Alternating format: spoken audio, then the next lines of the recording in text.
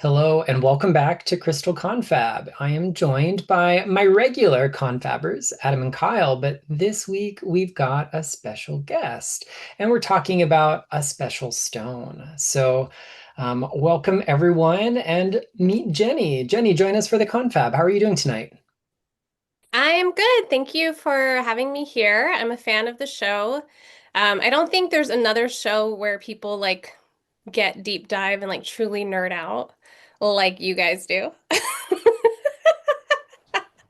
So it's very fun to be here. Oh, and we're wrapped that you're going to be nerding out with us today. For those that haven't met you before, can you tell us a little bit about your background and how crystals came into your life and what you do with them today? Yeah, so I think crystals found me because we actually had a metaphysical shop open up. And I lived in a very rural, small town in the Mojave Desert. And so for a crystal shop to open up in the late 90s was huge. They didn't want to have anything to do with like anything witchcraft. So it was called the Divine Gift Shop. And it had like these little squares of crystals. And I was in there. I was like a regular, and I didn't steal. So they really liked me because all the other teenagers did. And so I was in there all the time, and they're like, we're going to offer a class for the first time. We're going to offer a crystal healing class, and it's, this much money. And I was like, okay, I'm going to scrape all my, I was a tutor at the time. I'm going to scrape all my tutoring money together. And that was like my first official class on spirituality that wasn't like self-taught. Everything up until then was going to Borders bookstore and getting a book and learning it on my own. So it was the first time I actually got a class with someone she had been working with crystals for almost her whole life. So that was really exciting. So I took that as a sign that that was like a path for me. Being, spiritual, I'm always taking the sign. And so one of the first, she let us pick out crystals with the class. It was part of the fee. And one of the crystals included was aventurine. And that's what we're talking about today. What it was interesting as I was preparing for this week, I was kind of thinking about my own relationship with Green Aventurine. And I remember, there's kind of those classics that we all start off with, and there's Amethyst and Rose Quartz and Carnelian. I'm like, probably my first green crystal was Green Aventurine. And I must admit, I think I've kind of neglected it since then. So I'm really glad that we get to have a chat about it today to kind of bring it back because there are so many different green crystals that can kind of get lost in the crowd sometimes. But do you still work with it much, Jenny? Yeah, so so for a long time I kind of like between that class and I was also my geology club treasurer in college. So between like those two things, I only really worked with the crystals from that class or the ones I found out in the field, which happened to be like halite. I saw your episode on that. I got to actually go mine that in Trona. I got to mine opal, trilobites, garnet. So there was like a lot of things that you just find in the desert. Beautiful pieces of lava, found gold on my lava. And then soon after that site was shut down. And my professor was so proud that I like got the gold before someone else could. But, it was really, I just kind of stayed and worked with those crystals for a really long time. So we're talking like over 20 years of a relationship with like aventurine, and then rose quartz was in there, and clear quartz, and carnelian was one of them too. So tell us a little bit about your relationship and what you find Green Venturing really good for. Yeah, so I wrote a book called Spirit Crystals, which I don't consider myself on the level of crystal knowledge as the rest of you all. I am more, this book is more about working with crystals as a guide. So it's more of a book about spirit guides. And so something that happened to me, I opened Akashic Records, and something happened to me at Akashic Records was I got this word, spirit crystals. And I was like, okay, I know about like there's like different forms of quartz crystals, and one of them can be like a spirit crystal, like I knew that. And then my guides were like, no, no, no, like people, like a guide, like a spirit guide, that's a crystal. And so then I kept going into the records and I channeled the information for the book, but I only actually started with 5 crystals. And then when I was writing the book, I was like, this feels like I'm missing something. So I went back and they immediately showed me green, and they said, green, and they're like aventurine. And then I didn't even know what praseolite was, which is like a type of green quartz, but aventurine really came in like strong. And so to write the book, it forced me each chapter, I sat with the crystals. Like when I was writing, I'd meditate with them. I would like read up on them, but it was more about the connection more than the research. And for Aventurine, the archetype that I learned was the sage. And I learned that it was really helpful for people to step into their own wisdom. And I feel like that makes sense because if we look at other people's books, they often talk about it as being a heart chakra stone. And really, where does our wisdom reside? In our heart. You know, like our knowledge is in our mind, but our wisdom comes from our heart. So it all like I would channel this information and then go to the books and be like, oh, that actually it like makes sense. But this was like the research came after and it would like make me feel like, okay, what I was getting from this crystal is what other people felt too. I'd love you to expand a little bit. You know, we may be cheating ourselves out of some book sales here, but a lot of people I know when I worked in the crystal store, when I kind of got deeper into crystals, a lot of people go, I need to get this crystal because the book says it's good for this. Yeah. And I'd love you to kind of extend on that point that you're just sharing there, that you were kind of like relying on your own relationship with the crystal first and what you're getting through the channeling, and then going to the books rather than the other way around. Yeah. Yeah, well, you know, I'm in the United States, and I think it's very similar to the way our medical works. Like people go in and like, give me a pill. I don't want to change my diet. I don't want to exercise more. I don't want to take an herb that's going to take maybe a while. I don't want to use essential oils. Just give me the pill and let me use it. And I think that mentality somehow extends to crystals. Like, give me the crystal for this. Like, they don't, a lot of people don't want to sit and be like, what does my heart tell me? What's my connection? But like, that is where the work is. And that is where like we evolve spiritually. And the connection is so much deeper. Like, if we allow ourselves to make that connection instead of just being like, the book prescribed this one, I'm just going to go for it. I absolutely love that. Now, Nicholas, I know we're talking about green aventurine today, but aventurine comes in a whole range of colours, doesn't it? Yes. Yes, and so I personally have only worked with green. I know there are other varieties like browns and things like that, but for me, it's the one that I had. And like I said, I don't have a huge crystal collection for someone that, you know, has a book on crystals. I'm kind of, I would say modest crystal collector, and I only will get crystals that I actually like know that I like connect with and store or something like that. So I only have the green. You're much more disciplined than the rest of us crew because we're like we have one of everything in every single shape that it's ever come in, type of thing. So Nicholas, because I know you've got a bit of an extended collection in the adventurines, you know, talk to us a little bit about the different colours. Yeah, so let's define what aventurine is. That's always a great place to get started because it helps us kind of understand what the market is doing. And aventurine is granular quartz with stuff in it. It's not much more sophisticated than that. And it is one of those gem materials that actually has several different origin stories, depending on how that quartz and that stuff got married together. So a good amount of the aventurine that we see on the market is in essentially an igneous quartz vein that's going to have little platelets of, in the case of green aventurine, chrome-rich Fuchsite mica, little spangles of pyrite sometimes, and the concentration of that can yield very different colors. So, you know, for example, light and dark green aventurine, both very gemmy, just more stuff in the one than the other. We also have aventurines that can be produced through metamorphic activity. So these are things that are essentially quartzite. So it is metasandstone. It starts out as sandstone, loosely or strongly lithified by other stuff, gluing it together, and that gets heated and or compressed, and the bits get rearranged. Some of that quartz is going to be so strongly lithified that it creates that gemmy texture that we associate with a lot of our aventurines. But whatever the clay and other minerals were that were serving as the kind of interstitial glue, they get flattened and usually become a phyllosilicate, a sheet silicate, something in the mica family. They can also become fibrous materials like dumortierite. And then you do occasionally find some really, really nice sandstones that, when polished, may as well count as aventurine, and they'll be out there on the market as well. So depending on the mineral content that's providing the color, we can have the whole range. There are reds and oranges and peachy ones. There are some that lean a little bit more pink, a wide host of greens, some much more saturated in chrome minerals, and some less so. Blue aventurines usually get their color either from nitrogenous minerals or from dumortierite.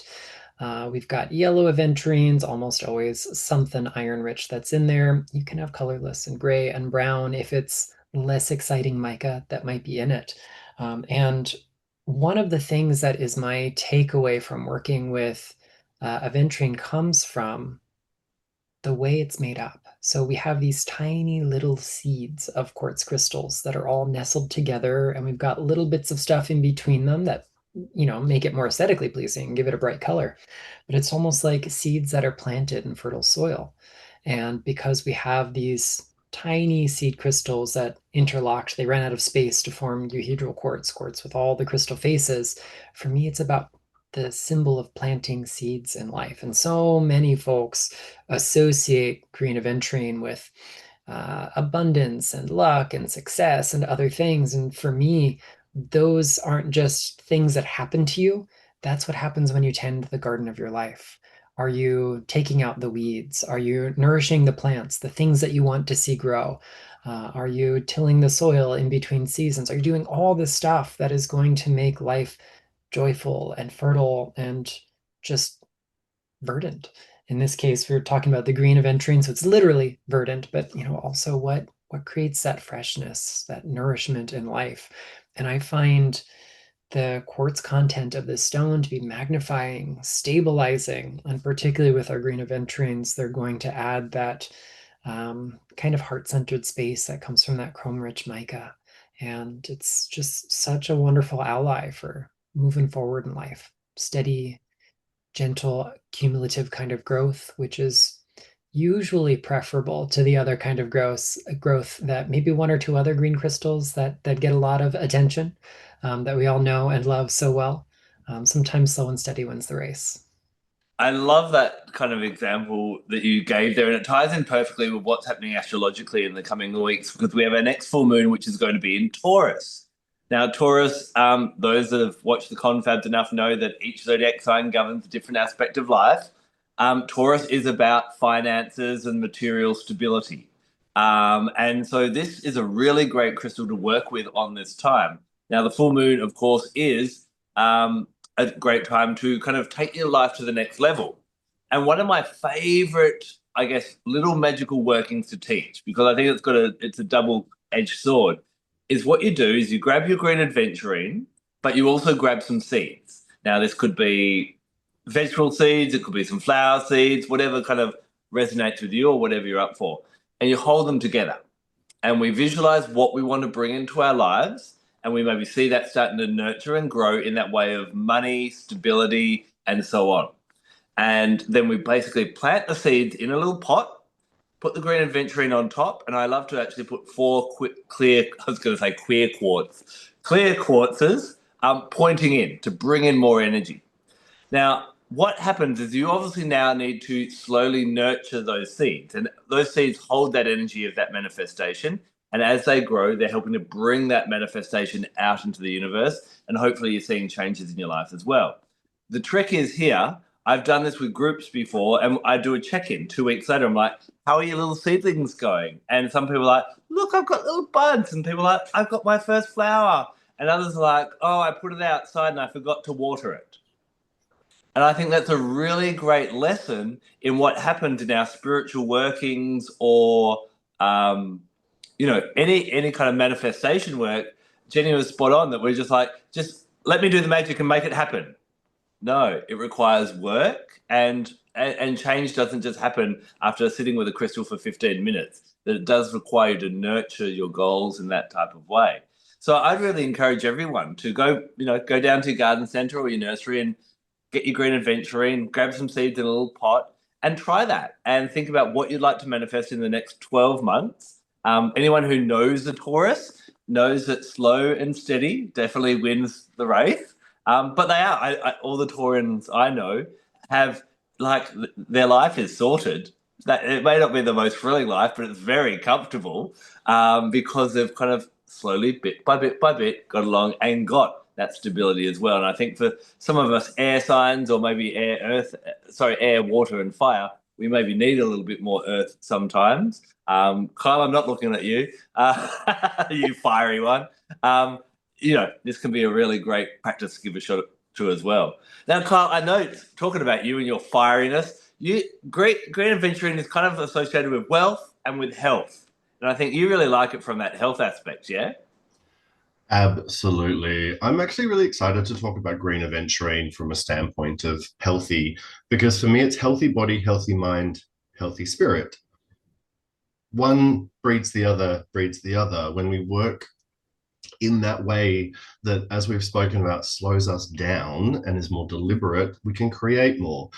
I have deliberately got big chunks of Green Aventurine because for me, it's not a crystal that yells. It's not a mineral that's going to shout from the rooftops. It's a stone that's going to force you to slow down. So I have these two pieces for my hands, one that I have for between my legs, and I will take this outside, put that one between my feet, and hold these and slow myself down into my body, because I am very cerebral. I have all that fire, water, air bubbling away, not enough earth to ground myself, and the day will generally run away. And it's the end of the day that I find myself connecting to my Green Aventurine, reminding myself to slow down, check into how I feel. And I think that's a really important question with Green Aventurine, is how do you feel? And then from there, we can understand how to rectify, heal, get better. For me, starting point, I'm sore and I'm tired, right? That's pretty easy standpoint at the end of the day. Go, okay, I'm sore, so let's start by putting our feet up, relaxing, stretching out, and taking a bit of pressure off the body. After a little bit of that, the body feels a bit better. The mind has a little bit more space. Okay, what does the mind need? I can talk to my husband about my day. I can message a friend. I can offload a little bit, releasing that tension. Then all of a sudden, connect to my soul, my spirit. What does that need? It's like, okay, it's dinner time, so let's put some music on and put together a nice meal and feel better. It's like, instead of just getting home, feeling tired and feeling sore and feeling frustrated and ordering takeaway and just zoning out and going to sleep, go, okay, how can I actually like buffer this, make this better, start tomorrow better? And then I'll remind myself, I'll leave these on my coffee table so that in the morning I can grab them again and start my day in a similar way, slowly, less rushed, less forced, and less like it has to be done now. That impatience is not where Green Aventurine is. And if we again think about the makeup and the breakdown, Quartz for me, for all of us, right? It's the master healer. It is the be all, the end all, the energizer, the thing that's going to work for us. Fuchsite Mica, chromium mica for me is like the healer's healer. It's like the stone that helps healers take care of themselves. It helps them to understand the layers of what needs to be taken care of. Chromium for me is such an empowering energy, mineralogically speaking.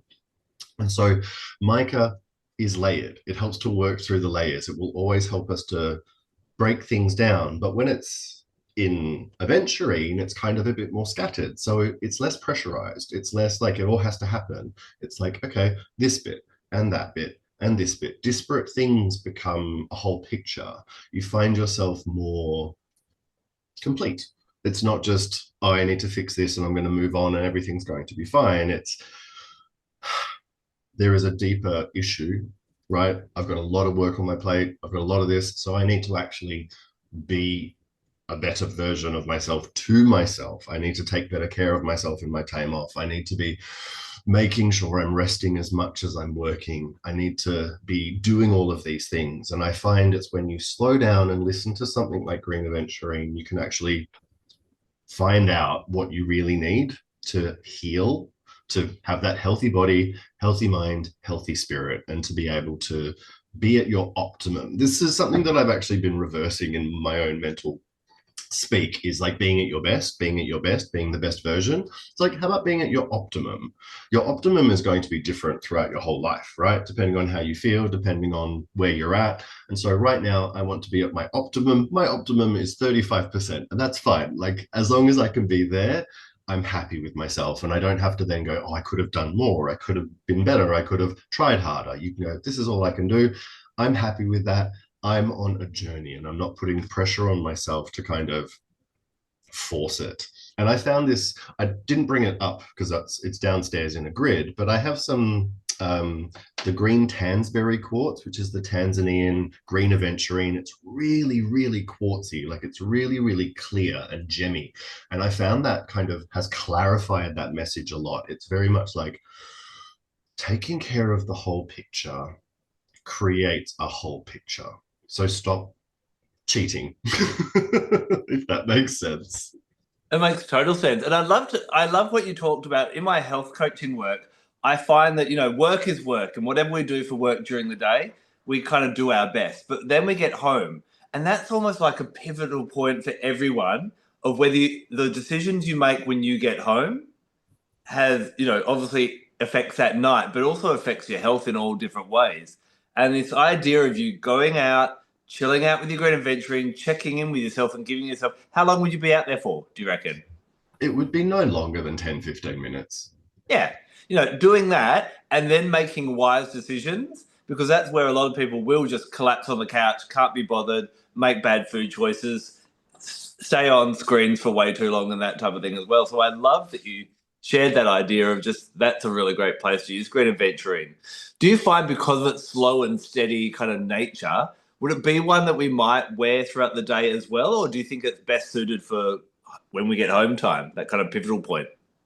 I absolutely think it's wonderful throughout the day. Start in the morning. I start in the morning with my big honkers because they're not practical to travel with me. And then I will take this little chap who I've had for about 15 years, sits in my pocket, perfect little pocket stone, and that runs throughout the day. Or if I want something more intense, I'll work with my Zimbabwean aventurine, which is that really dark, really rich with the pyrite through it. It gives it a little bit more energy. And so I find myself utilizing the darker green aventurine when I know I need that little bit more support. Otherwise, this one in my pocket or a bracelet on my wrist, I think it's like a food, it's low GI, steady throughout the day. Love it. Jenny, you obviously, built a really strong relationship with Green Aventuring with the channeling work. For whoever's watching and listening right now, what kind of, guidance do you feel that this crystal is, ideal for? When should people reach for Green Aventuring? Well, I just want to go back. I love that you were talking about Taurus energy because I'm a Taurus sun. And so I am definitely slow and steady wins the race. And sometimes my life is not glamorous, but it's always cozy. So something I find with aventuring is I like to have it in the kitchen.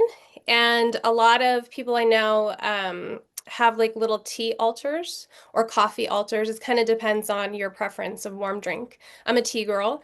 And so I have my little tea station with my electric kettle and I make my own Earl Grey. And I have my like teaspoon and my little Japanese pot.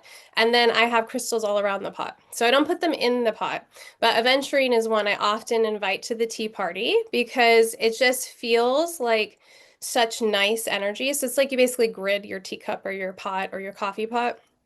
And I like to have that because it just feels like this, like you talked about, this slow and steady, kind of even, like a flow. Like I like, one of the things I try to achieve in my life is to like be in flow.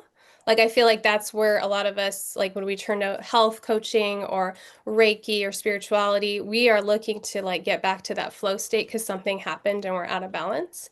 And so I like having aventurine in the morning. I also like to sleep with it under my pillow. It's a favorite. Like rose quartz is another one that I sleep with in my pillow. And I also like to take it in the shower or the bath as another way to just kind of like feel soothing, especially with rose quartz. Like aventurine and rose quartz together in the bath just feels like with some salt, it always feels so soothing to me.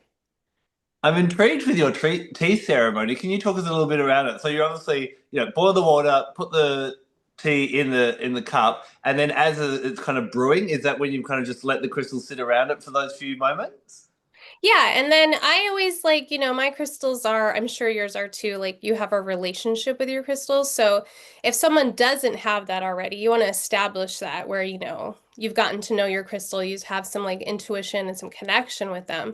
But once it's already established, it's like I put it around the teapot and it's like, okay, we're gonna all lend our energy and we're going to grid this tea and we're gonna add some this, healing or heart healing or throat chakra, whatever it is I need that day.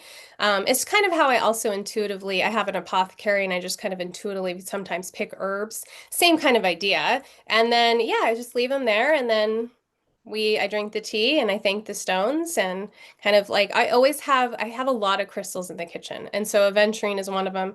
I always have rose quartz, always have turquoise. It's interesting, I'm thinking about Kyle's got his little ritual that he has with the sitting outside. You've got the tea one. Nicholas, is there any kind of ways that you use Green Aventurine in that kind of quick chill out way, or when do you reach for it? Because this stone is so good for kind of not just planting seeds, but also soothing and tending the seeds that have already been planted, it's one that I'll turn to when one of several things is going on. I feel like I'm stuck, I'm stagnant, and I need to kind of reorient where my attention is going. And so I might turn to aventurine for that.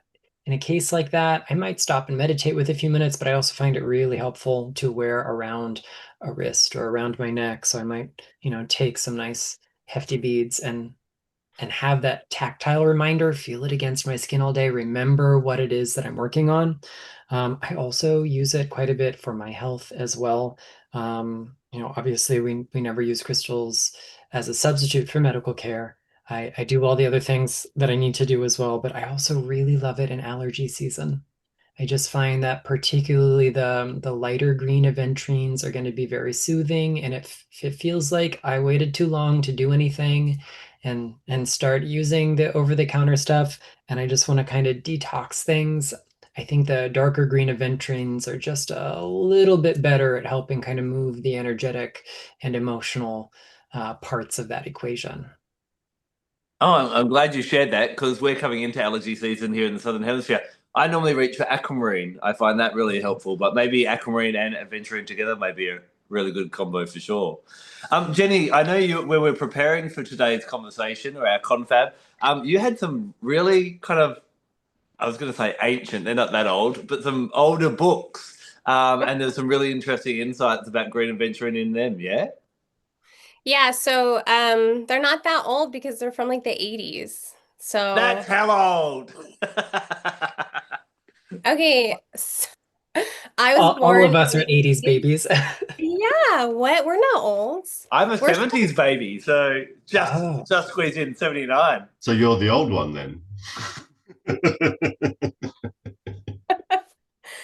No, we're still young and beautiful. What are you even talking about? So, yeah, so I could collect occult books and tarot cards that are out of print.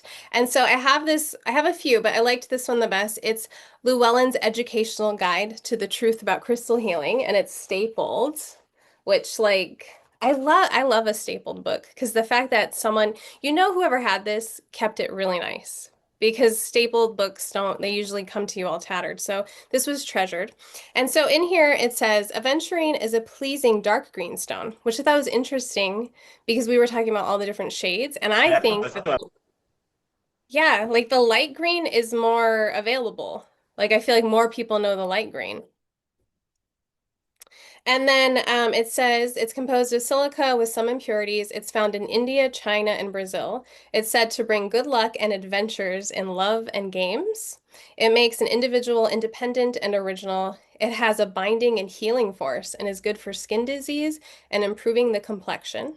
It is helpful for the etheric, emotional, and mental bodies. Aventurine is a suitable stone for artists, writers, and all of those of creative nature. It helps bring prosperity. The green vibrations attract money. I love that. I love that. It is such a. I'm kind of feeling guilty that I've been neglecting it so much because it does have such a diverse use. When it comes to deities, I think it's almost got like a Toth energy to it, like that kind of wisdom and healing and wealth and that type of thing as well. I was thinking, Nicholas, as we're talking about old things, not referring to you, but myself, but normally you really have there's some kind of historical uses of different crystals. Does aventurine have much of a history of being used in the past? So it's challenging because like the term aventurine that we use today is not super old. It is old enough, but aventurine derives from the Italian expression avventura, meaning by chance, and it refers to the accidental discovery of the process of making what we might call goldstone today. And the shimmering effect that's inside there is known as aventurescence. So aventurine is aventurescent quartz. There's also aventurine feldspar, which we usually call sunstone today, but same property of aventurescence. When I was writing Stones of the Goddess, I did my best to kind of figure out what some early textual names might have been. It is possible that if we read works like Pliny the Elder, his Historia Naturalis or Natural History, and some other kind of contemporaneous works, we can find things that appear to fit the description, like Sandastros. It might be that the astros part of that refers to the twinkling effect, like the twinkling of stars in the night sky. A lot of times, the things that people seem to believe might have been aventurine were associated with good fortune, with healing, with abundance, with the same kinds of things that we tend to associate with it today. What I find really telling, though, especially in this like golden age of metaphysical publishing in the 80s and the 90s, when we're getting all these great, juicy, old school crystal books that I love so much, they do make this connection between aventurine and adventure. And I think there's something to it. Part of it is a case of, we'll say, mistaken folk etymology. Aventura, adventure, they sound similar. They're not identical in their meaning. Um, but there is this case of doing something by chance, and to appreciate why that expression comes into being, we have to like consider how marvelous it is to make something like goldstone. I know that's not the theme of today, but it is aventurescent glass. And most of the time, you add metal shavings to glass because you want to add a pigment, you melt them, and it cools quickly enough that they never precipitate from solution. But in the case of our aventurine glasses, or goldstone and blue goldstone and the like, you have to hold the molten glass at a stable enough temperature and allow it to cool so slowly that those metal ions precipitate from solution, form little teeny crystals. So if you magnify a piece of goldstone strong enough, you're going to see the hexagonal shape of copper crystals in it. And if you do the other colors, you will see whatever those other metals are. I never keep it straight off the top of my head. And so it really is quite a thing for it to have just happened by mistake. And, I think that same association of luck and chance and the good fortune was kind of transposed onto our aventurine quartzes and our aventurine feldspars. And so we do tend to associate them with luck and chance. I always think of it as a stone of calculated risk. It's about knowing, where all the little parts are, and deciding, this is how I'm going to choose to take the gamble today, as opposed to that. It's not just I'm gonna, close my eyes and walk into the street blindfolded and make it to the other side. I'm absolutely gonna have my eyes open the whole time. And here in Orlando, we have one of the least pedestrian friendly cities in the States. So it is a gamble to get to the other side of the street, even with your eyes open. So aventurine helps us kind of leverage all the tools we've got to get there. Amazing. This is really a fascinating crystal that I think everyone needs to, if they've neglected it like maybe I have, they need to get back because, we've talked about health, wealth, luck, all the different things. I know when from my experience, and I'm sure all of you would agree, talking to other people, when people go, I need a crystal for, it's normally either love, protection, or that kind of health, wealth, and prosperity. And so Green Aventurine comes in as being one of those vital and easily obtained crystals to get your hot little hands on as well. Now, before we wrap up today, we've got a bit of shameless self-promotion to do. Witching Stones is on my coffee table, and I'm enjoying it every Sunday, getting through a little bit. Nicholas, it's available everywhere now? I think by the time this episode airs, it should be available just about everywhere. It's out in North America. First week or so of November, it should be out in the UK, and then other markets will make their own rules, I suppose. But theoretically, yes, you can find it. So feel free to grab a copy, and don't forget to grab a copy of Spirit Crystals by Jenny Bell, our guest today. Yeah, Jenny, tell us a little bit about where people can find, tell us a little bit more about the book, where they can find out, and we'll pop all your links and info down below, but tell us a little bit more. Sure, yeah. So my website is jennycbell.com, just like my name, because that seemed really simple.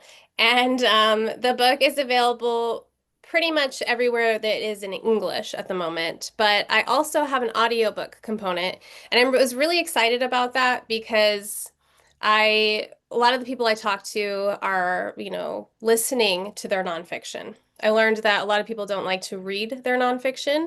They like to listen to it. So it's an audiobook currently available on Audible, and you can hear a preview of it on my YouTube channel. I picked like an amazing voice actress who actually read the book and went through it all and told me what her spirit crystal was and showed me. And it was like such a cool thing to have someone actually put that much care and thought into it.